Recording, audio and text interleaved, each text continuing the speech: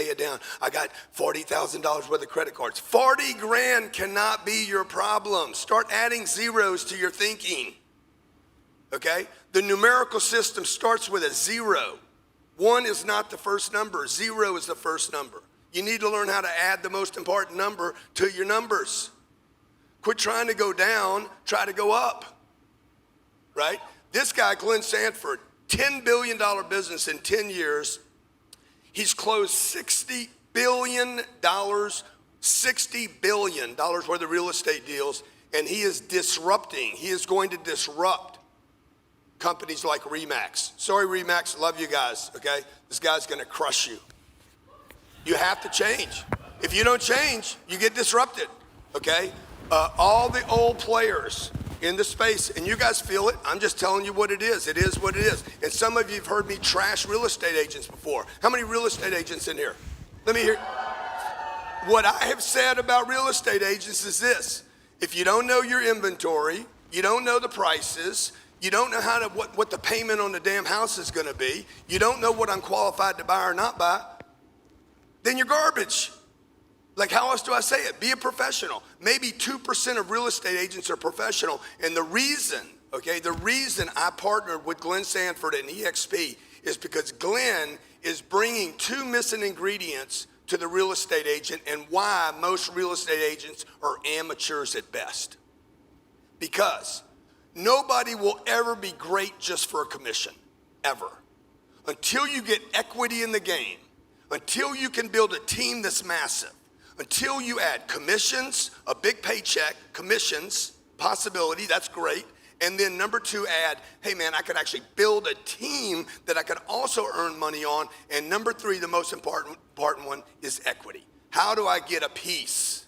How do I get a piece? And Glenn Sanford is doing that. I want to welcome to you my friend and partner, Glenn Sanford. Everybody give him a big, big welcome. Come on, blow it up. Blow it up. Best dressed man in the house. Look at him. Brioni got the puppy. Come on, big time. It's a big boy right here. Blow it up.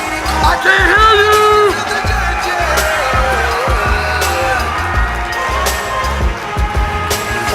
All right, let's chop it up now.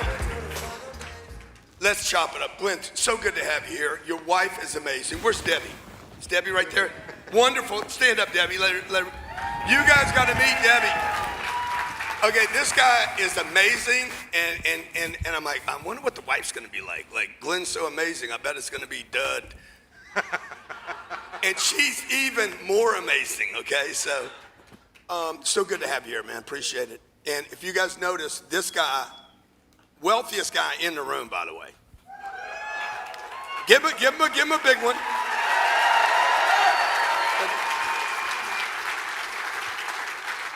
Has been here all 3 days.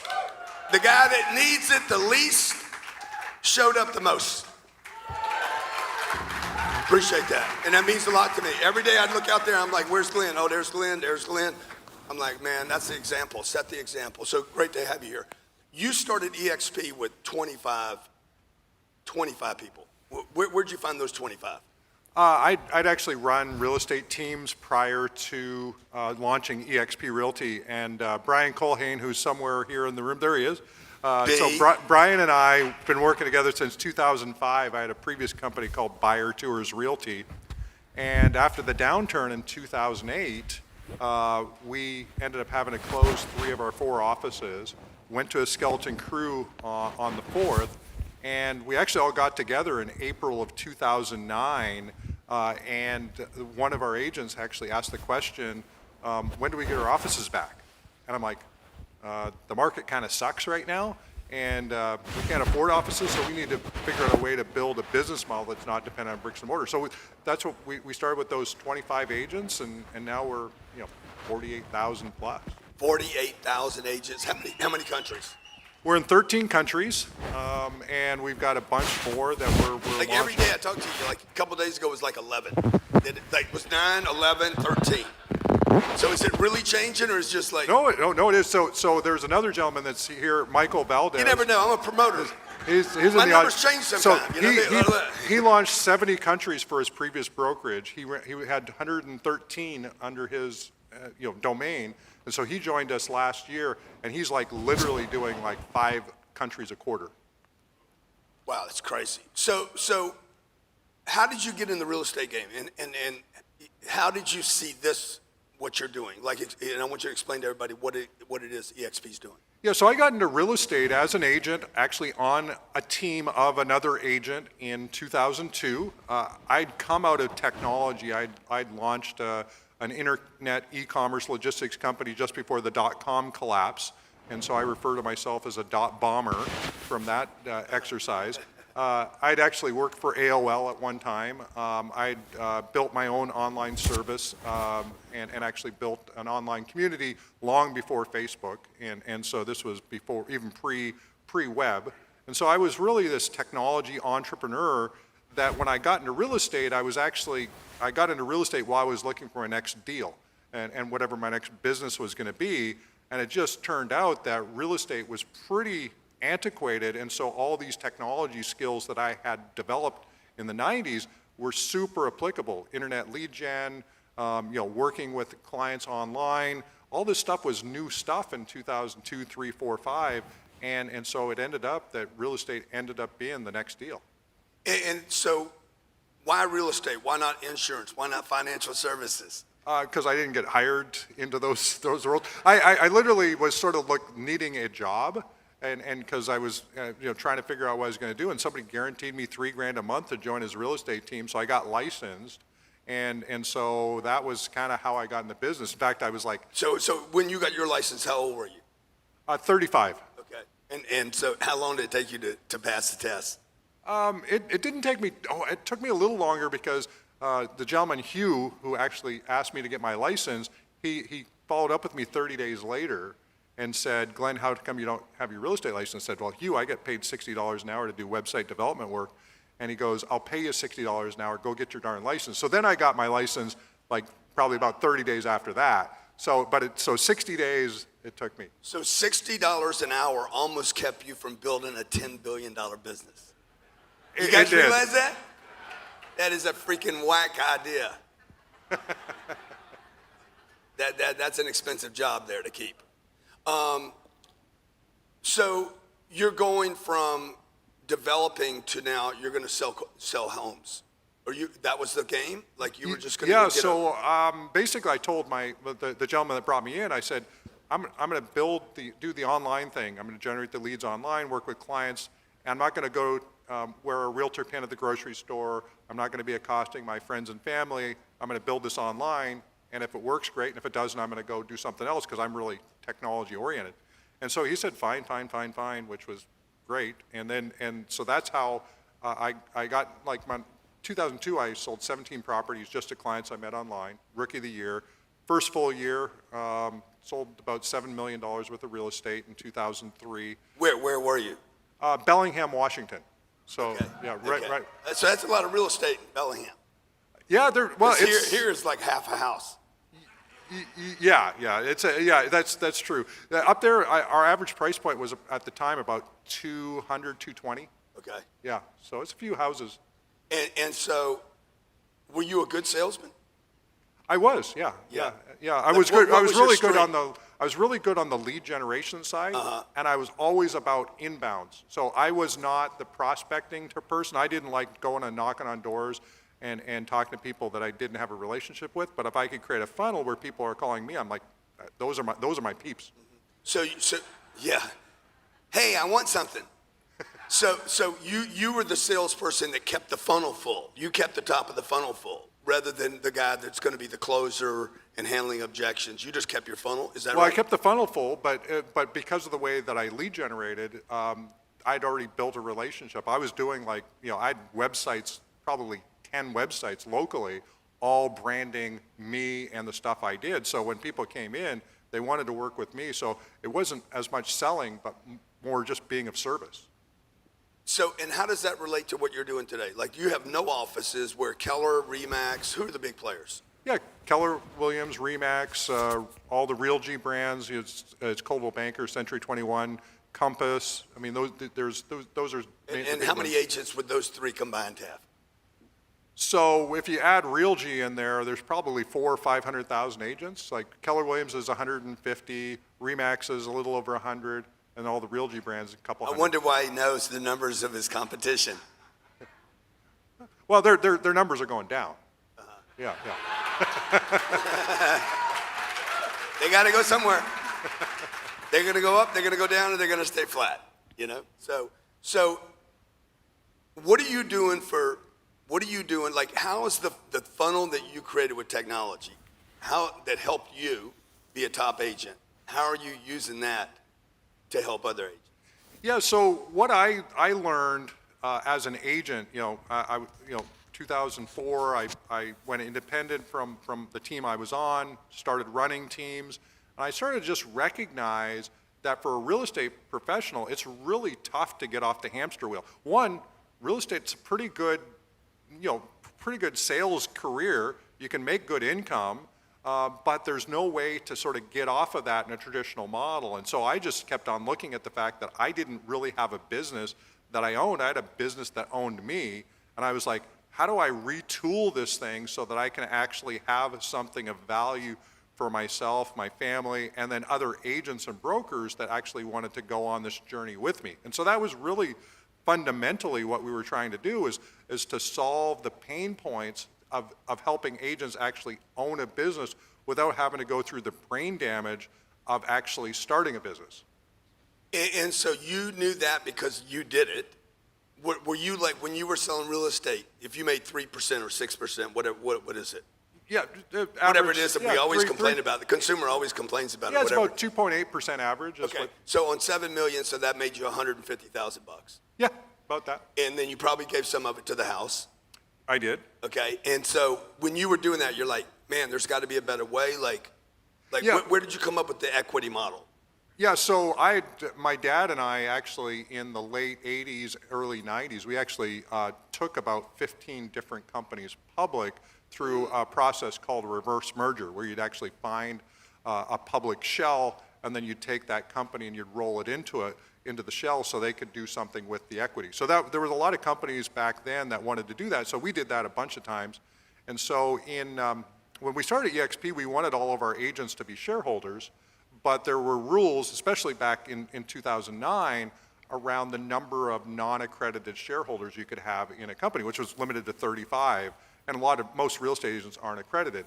So in 2013, we actually bought a public company, reversed ourselves into that public company, so we could then distribute equity to our agents, because a public vehicle removes that limitation of 35 shareholders.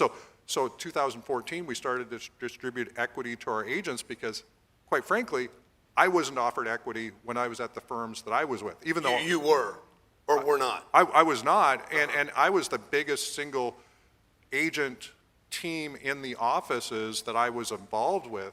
And I went to the broker owner, and I said, hey, can I get some equity? And he says, no. I'm like, going, well, that kind of blows. And so I ended up moving to another brokerage, and I actually got offered 1% of the market center, and that was all they wanted to actually sell me. And then I read the document that went along with it and all the stuff I had to agree to. I'm like going, nobody in their right mind should give up their whole future for this 1%. So I backed away from any of that equity. And then when we started eXp, we're like, how do we actually create meaningful amounts of equity for our agents and brokers? So it sounds, and I've heard this theme a couple times now, it's like the pain point, the problem that you experienced became your pivot and what your offer really is. Yeah, I refer to myself as a focus group of one. So that's, so I'm like, if I'm feeling this pain and I'm recognizing that this is actually blocking me from where I want to go, then there's probably a whole bunch of other people that have this exact same pain. So if I can solve it for me, then I can solve it for everybody else at the same time, and that kind of created its own marketplace, because that is the biggest challenge. I mean, if you're an agent and you're not with eXp, I mean, raise your hand if you're going, man, I really like the equity I'm getting at my brokerage. like seriously, there's no opportunity to actually earn, what we built. We pioneered this model. There's some small copycats that are sort of going, oh, eXp did it, now we're going to copy it. But we innovated around agent compensation as being the differentiator in the marketplace. So why, like, who in the room has dealt with a real estate agent before? Everybody? Who knows a real estate agent? Say 10X. So, like, when I ask that question in a room, I'm like, okay, everybody's been involved, and or they want to be involved, and or most people say, most real estate agents are not that effective. And they don't know the market. I know when I moved to Miami, I knew more about the market in Miami from Google searches and Zillow and Trulia than an agent wanted to show me a house. I'm like, no, I want this particular view. And she's like, let me show you this house. It doesn't have that view. I'm like, why would you want to show me that house? It doesn't have the view, right? So why do you think, Glenn, with 43,000 agents, you have to have some data? 48,000. 48,000, sorry. I know, I hate being cut too. 48,000, going to 100. When's the target for 100? It depends on who you ask. Some people are wanting to do it this year, and I think we got a little bit of rocket fuel, so may hit it this year. Yeah. 10X fuel. So what are the inefficiencies of the agent, and why? Because there seems to be this common denominator. I'm not trying to trash him, but yeah, I think the reality is most people that get into residential real estate came from another career that wasn't a sales-based career. And so, you're a school teacher, you're an engineer, you're this, you're that. And so you've got this whole new skill set that you have to develop around, lead generation, database, follow-up, all the stuff that you coach and train. Those are new skill sets for most people, and it takes a while for people to kind of get that. And then, in addition to that, the person who's coaching them a lot of times doesn't actually teach them the right things as well. So you've got agents who don't know the inventory because somebody said, well, if somebody calls you, just send them the MLS info, and then if they want to actually see the property, then you can go see it together for the first time together. It's like, well, that's kind of a waste of time. So we actually did this whole, I go back to Brian, but we'd actually preview like 10 homes a day, taking photos on behalf of buyers. So we knew the inventory better than anybody else. And it's so easy to do that, but most agents aren't coached to actually go and truly preview, truly understand the inventory. And so they're kind of like learning about the houses at the same time the customer is. Yeah, and do you think that is because of the traditional pay plan, which has been sell it, you earn a commission, and then there's no skin in the game, there's no glue, there's nothing sticky? I'm sure there's part of that. I mean, there's been great sales trainers over time that have sort of said, hey, here's how you really do this business, and people will latch on to that and they'll do well with it. But most agents don't have those good mentors and good trainers that actually teach them how to be effective. And so as a result, they're kind of, it's like blind people like trying to figure out how to read Braille, and they haven't even learned that yet. So how much do you see, though, that the equity, because I know some other people have tried the equity model, right? We're going to give you a little piece. How's your equity offer and the team building piece different than maybe some of the other offers out there? Yeah, so. How good am I, Brian, huh? I mean, I just keep serving them up, right? Yeah. Well, first I think Brandon was talking about yesterday about how we're kind of like a Primerica Financial. And so if anybody knows how their model works, I think we got some folks back there. So the cool thing about the model is that, as an agent that's actively working with other agents on deals, as they come into eXp, you actually start to earn some of the income that they're generating for the brokerage. You're actually going to get that back, and that's actually sort of a 7-level style comp plan. So you can think about it kind of like network marketing, but for real estate.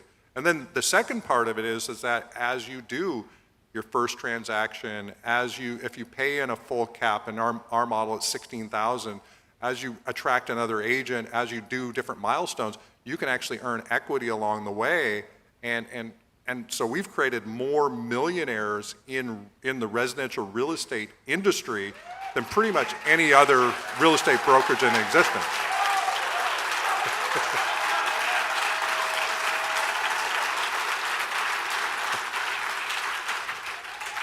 Do you want to share Brian's story, how you met Brian? Because that story is like, Oh yeah, so crazy. Brian and I, we this is ran Brian right here in the orange shorts.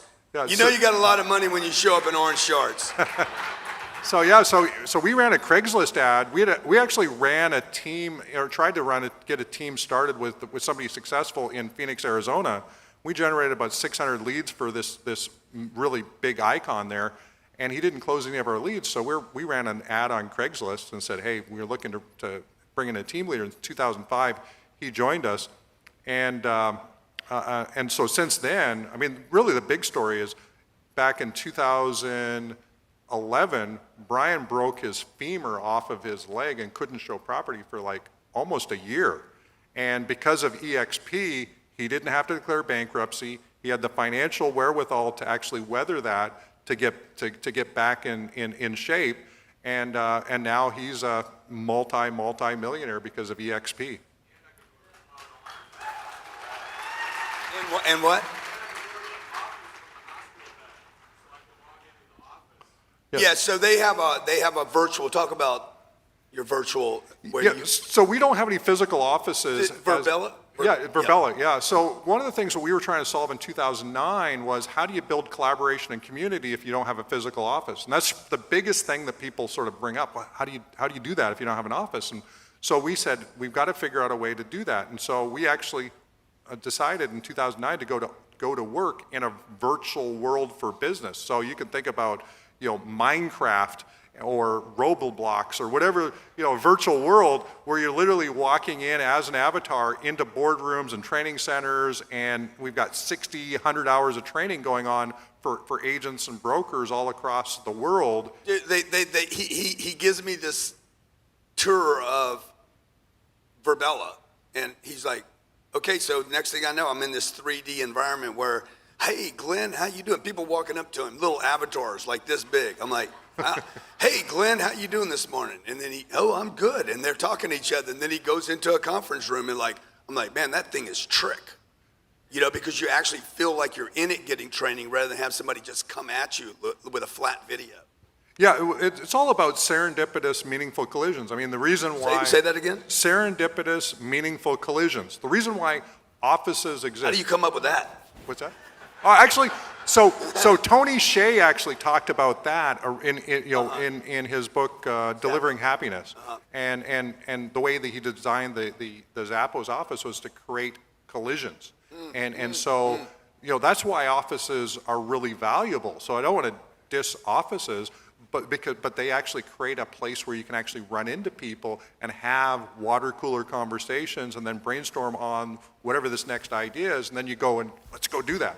And so that's what a physical office represents, and we wanted to create that in a virtual sense, which literally that's what happens. We literally run into people, bounce ideas, and go, hey, let's pull a few people together, and we'll stand up a new idea or concept in a few days just because of people that were in our proximity virtually in a virtual world. So you guys understand, he has no physical offices, 43,000 agents, 48,000 agents, going to 100, okay? And so how do you build a culture? I think everybody's going through this thing right now. How do I build a culture and I can't even see people? And he's creating this situation where you actually, because that's my deal with the office. I want an office. I want physical. I want to touch people. I want to see them. I want to see what they're driving up in, how their life is going. And so he's replacing that. How many of you miss being in an environment seeing people? So if we're going to truly go without offices, I don't think we will, do you? No, just a small subsection of the world will, but yeah, but not most of the world. Yeah, no. Yeah, most of the world won't. But you'd still want connection. What do you call it again, those three things? Oh, the serendipitous meaningful collision thing? Yeah, I like that, man. That's sexy. I'm going to use that on Elena tonight. How about we have a serendipitous collision? Meaningful. Doesn't have to be that meaningful. Let's just hit it.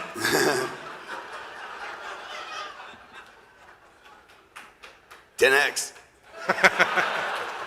I hit it last night. Hey, I'm transparent. Fat Joe got me going. I appreciate you being willing to be a partner with me. It's a risk. Okay, this is a publicly traded company he has. Okay, $10 billion. Who in the room has built a $10 billion business? He has. And you're with him. Come on, come on. That's stupid, man. You know, I just want to say the reason I do that is because our culture today celebrates so many terrible things every day. The media spends all this time paying attention to stuff that's like just awful. We were doing a charity event for, we had 140 black kids at 10X headquarters. And NBC was coming out to do a show, to let people know about the work we were doing with the community. And the lady calls up on the way out and says, I can't make it. We're going to follow a car chase or a thief or something. But that's the way of the world. So when I run into somebody that's done something really big, like Glenn has at eXp, and he's going to do something really big for a lot of people, and he will disrupt an entire industry for the better, you just got to give him a big hand and a lot of love, okay? Okay? That's right. Because what you admire, you can have. You got to admire it, man. You got to give it love. Because if you hate on it or don't pay attention to it, you're going to push it away. Okay, so Glenn, talk to me about, like, it hadn't all been good stuff, right? Has there been any big disappointments along the way, or have you just been blessed? No, there's been big disappointments. I mean, even when we started eXp, I mean, we literally had to borrow money to actually get into 2009 because the housing market had crashed. So this was, you know, we had to raise some money, figure out how to get to 2009. How much money did you have to borrow? It wasn't much. I mean, it was 150,000 is what it took to sort of pay for what we needed to do pivot-wise. But you know, I've had to fight off some different stuff. I've had to fight off a potential, you know, hostile takeover in my own company at one point. And there's been a lot of stress in, you know, growing businesses, and so it's not been all. We've never had a month where we had fewer agents than we had the month before. We've never had a quarter where we did less than we did, you know, previously. So we've been growing all the way through, but you know, in 2016, 2017, the wheels were almost coming off because we're growing so fast. Of course, maybe we'll have to deal with that problem again. Well, you want to tell them what you told me like a couple weeks ago, that text you sent me? I know you didn't want to send me that text. Oh, which text was that? The text about, hey man, maybe just back off. Oh, yeah. So it was, yeah. So we didn't even have a signed deal yet. Like, we in here, we were talking, discussing. Go ahead. Freestyling. So, you know, a little bit of Clubhouse, a little bit of this, a little bit of that, you know, all of a sudden, you know, Elena's like up there as an agent, and I'm like going, she's not really an agent quite yet. And so we got compliance, and we got, you know, this regulated industry, and so we had to just say, hey, can we calm down at least until Elena gets her license? And I could tell he didn't want to send this text. I could tell. Because who wants to say to a performer, right, or a producer, hey, slow down? You guys, how many of you have heard that before? You got to slow down a little bit. And Grant texts back, I bet you haven't had to say that very often. Yeah, exactly. So talk to me about, I asked Tommy Hilfiger, I think Jesse Itzler had a different opinion. What is the important, if they're not in real estate, okay, or in real estate, whatever, how important is it for people in the room to scale? It's absolutely critical that you scale. I mean, the reality is that, you know, if you're not growing, you're rotting, and that's kind of, you know, the reality is you're either, you know, stepping into figuring out new exciting challenges. I've played with the idea that, you know, once you start to coast, that's the first stage of pain. You know, and so, you know, if you always got to be, figuring out the next thing you're going to do, and the next way you're going to retool, and the next, And and it's work. Like it's not easy to do that, but it literally, is the thing that the muscle memory that you develop around that, is something that can never be taken away from you once you've done it. And it's one of the cool things about having scaled is, once you've done it, you're set because you've already now you got this mindset, you've got this thing that, again, nobody can take away from you, but you have to think about scale. You got to think about growing your revenues. You got to think about growing your database. You got to figure out ways to do that very quickly and engineer whatever you need to engineer to make that happen because, generally speaking, people do have to do 10 times as much as they expect to get the results that they originally thought were possible. And then eventually you get to the point where, you grow then exponentially at some point beyond that. So do you think, you've been through the whole cycle. You've been from a real estate agent to creating software technology to building what you're building now. Is it easier to go big or to stay small? Or is it harder? I think it is harder to actually go big. I think there's definitely a lot of things that you're going to have to break, even when they're not broken, to get to the next level. So that's, if it's not broke, break it is sort of one of my mantras. Because if you're not breaking stuff, then and that takes work. You're going to be aggravating your team. You're going to be having to invest in new systems and processes. But so there is more work in scale. But what is the work? You've always scaled though. How would you know? Well, that's true. Like how many of you suffer a lot because you're trying to stay small? You're spinning the plates. I don't want to use debt. I don't want to use my money. I want to save money for retirement. I want to grow my business, but I want to do all these other things. Like where's that purpose? I want to grow, but I don't want to spend. Like, how do you balance that out? Yeah, I think you're going to spend the same number of hours a day doing work. So why not do work that actually takes you somewhere? And so that, for me, is why not go for it? Like that, what's the worst that can happen? I always go, what's the worst that can happen? And I just embrace that that's a possibility, own it, and go for it anyway. And there's like lots of times I just go for it anyway, and it generally works out because, well, one, people follow people with big visions. If you're trying to build a business and you don't have a big vision, and having a big vision that you can clearly articulate that vision to people, you won't have a hiring problem because people will want to be on your team. You're not going to have a revenue problem because people are going to want to be a customer of yours. And so people follow people with big visions, and so a lot of stuff gets easier when you go big. Thank you. Love that. I did both. I did 20 years. I played little, and it was just more difficult than what I'm doing today. I got more help, more support. You get more problems too, but it's way more fun to go big. Yeah. A lot more people, better people. Better people, and it is way more fun to go for it than to not go for it. So when Tyrese said yesterday, I'm going for quality over quantity, do you agree with that, or do you think quantity is the way to quality? I think there's a lot of people that sort of use quality as a way not to do stuff. And so I think there's always got to be a way to increase quality over time, but quality shouldn't be the first goal. You got to get into the game with people and in business, and anything worth doing is worth doing badly at first. Like that's one of my big mantras. Say that again. Can you say that again? Anything worth doing is worth doing badly at first. Yes.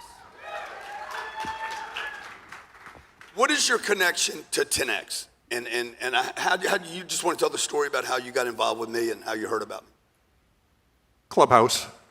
Yeah. Really? It was Clubhouse? Well, no. I obviously have known who you are, but the first time you and I ever connected was on Clubhouse. Right. And obviously Grant's got a bigger than life persona. So, if you have never seen him, it's like, where the hell have you been? Because it's pretty hard to miss this guy.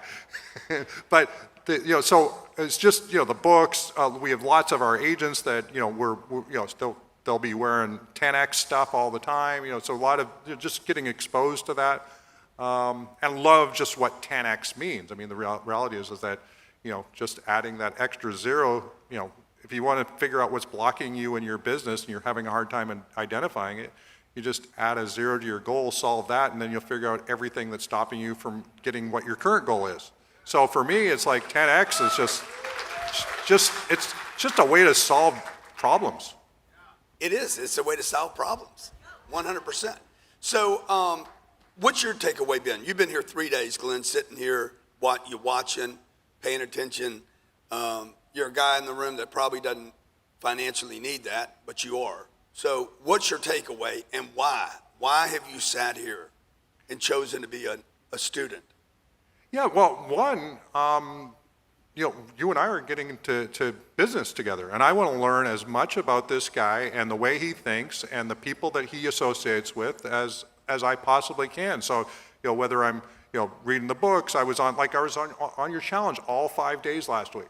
So when you were doing your challenge, like I was in there watching all of that whole stuff because and the more that I get to know, Grant Cardone, man, this guy's got to be like one of the, if not the genius in this space. Like he's like the guy, and I'm like going, this guy's. Stop it. No, but I'm serious. We've all had mentors, and we've all sort of figured out how to get to where we go wherever we're at. But then there's certain people that just play on a whole different level and just blow people's minds, and that's your role, man. And it's just awesome. And so, thank you guys. Thank you, Glenn. I appreciate that. So, what's your big takeaway been? Like you came here one way. What are you leaving with?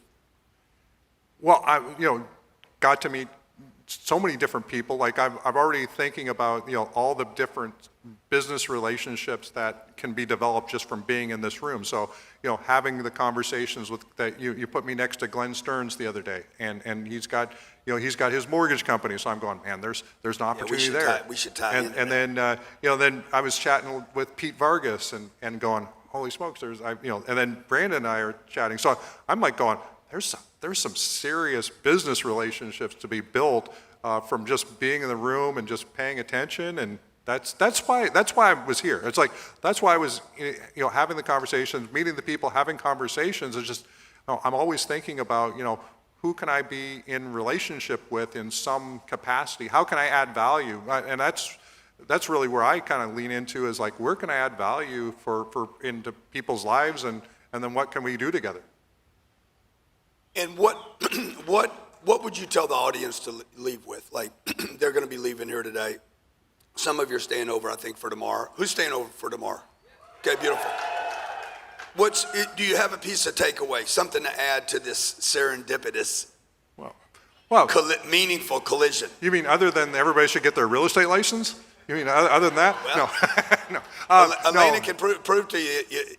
It takes 30 days to get the license done, and you can pass the first. No, I think what I got out of this, and what I think the takeaway is there's so many ways to level up, and so many people to network with, and obviously you've got the people on the stage, but then you've got all the people that are sitting, to your left, to your right, in front of you, behind you, and all those serendipitous, meaningful collisions. I mean, if you're not walking out of here building a bigger business and a bigger empire, from people you've met here, I mean, you've missed a huge opportunity because there's so many really amazing people in this room. Ladies and gentlemen, a big, warm 10X welcome, Glenn Sanford.